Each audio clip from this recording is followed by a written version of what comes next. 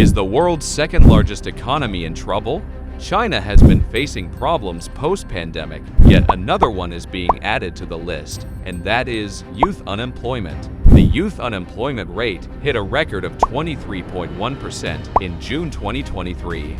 This is an age category from 16 to 24. It affects not only China, but other economies and geopolitical relations as well. As per the Chinese media, out of 9 million people, 6 million are still looking for jobs. In the context of public outrage, China decided to stop publishing age-specific data. Let's dive into the labyrinth of youth unemployment in China and how 280 million people in China will be out of work by 2024. Fang Su, an urban sociologist at the University of California, Berkeley, said to the media, "Let's not forget about the draconian lockdown measures. The young people are still recovering." This statement itself reveals the after effect of the stringent lockdown measures during the COVID-19 pandemic.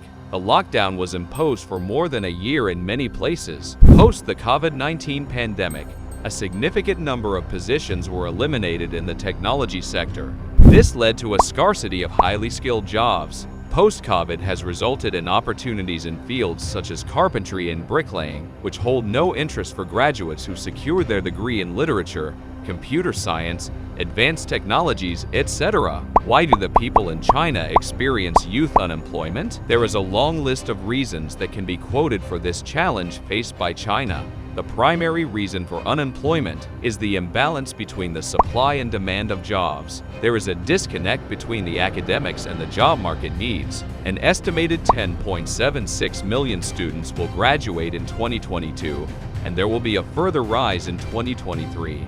Amid this increase, the service sector in China faces stagnation in 2022 due to government policies. The policies were aimed at controlling the private firms in China. Due to this, companies like Alibaba are not hiring people at the pace they used to. This authoritarian approach of the government does have a role in youth unemployment. The imports and exports are decreasing. There has been a decline of 24% in exports to the US and 21% in exports to Europe, especially the continent countries. When it comes to the decline in imports, it is 7.5%. Most of the Chinese wealth is contributed by real estate. The housing sector has grown immensely in the past 2 decades, but post-COVID, China's zero-COVID policy has led to a decline in real estate investment from 9.5% in 2019 to 8.4% in 2022. People's confidence is also at the edge since they realize that the post-COVID recovery is not easy. There is a wage gap that exists between what the young graduates are asking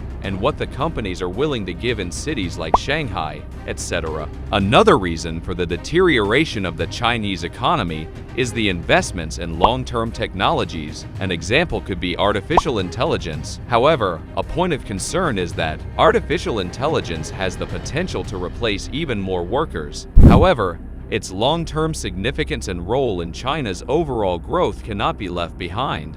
Another interesting fact is that around 30% of the youth still live with their parents and rely on them for livelihood.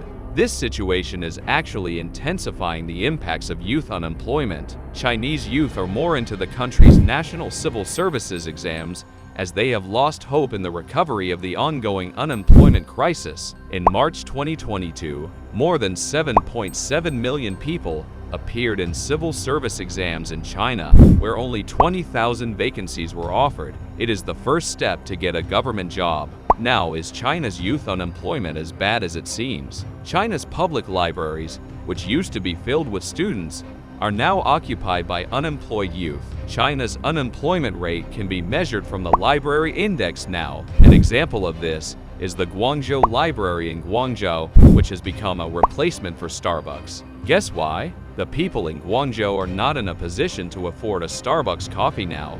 Most of the youth have yet to find a job, and others are terminated at any point without prior notice. It has not only made their livelihood uncertain, but has started challenging their mental health as well. The Developmental Report on the National Mental Health of China in the year 2021 to 2022, published by the Chinese Academy of Science, reveals that China's young population is at high risk for mental illness. 24% of the youth between the ages of 18 and 24 are highly vulnerable in this category. Can you imagine being a postgraduate and searching for a job to afford basic needs like food, shelter, etc.? Even college students are delivering food due to the insane competitiveness in the job market. The influx of people for driver jobs in Didi, the hailing ride app in China post-COVID-19, is an example of understanding the desperation of the youth for a job. There has been an increase of 6 million active drivers from 13 million in March 2021 to 19 million in March 2023. This is undoubtedly a significant rise. China should find inspiration from successful initiatives in other countries. For example, Germany's dual vocal training system can be of great help to China. This system aims to prepare students, both academically and practically skilled, to better align education with job market needs. Addressing the urban or rural divide is of great importance. Job growth in rural areas should be promoted significantly. It can be done by implementing financial incentives like tax reductions, grants, subsidies, etc. Australia has adopted such incentive models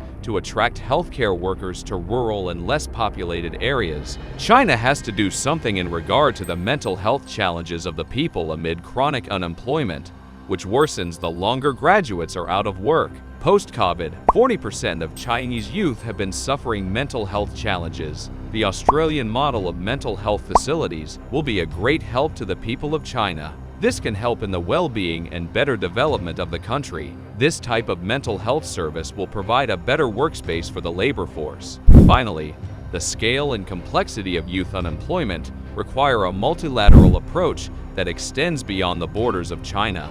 Working toward the optimization of rivalry with a global power, China can make a significant impact on economic growth. Normalizing the ties will welcome foreign investments to China, which will have a dual impact. It will result in job opportunities along with the GDP growth of the country. China should actively share employment strategies, suggest global incentives, and cooperate on international initiatives to create job opportunities for youth. Collaboration with other global powers will immensely contribute to the development of China. Investing in young people isn't a policy, it is a moral duty of the government and policymakers towards a nation. The decisions of the policymakers made at the right time can definitely steer the growth of the economy. This is not only about China. When a thread tugs in one corner of the globe, the reverberations will be felt across the continents. The economic crisis, youth unemployment, etc., suffered by China in recent times has had direct and indirect effects on other developed and developing countries. Thus, it is a global crisis. This is about the ignited minds of China. Each step taken by China will have an impact on its future and its voice in the global south.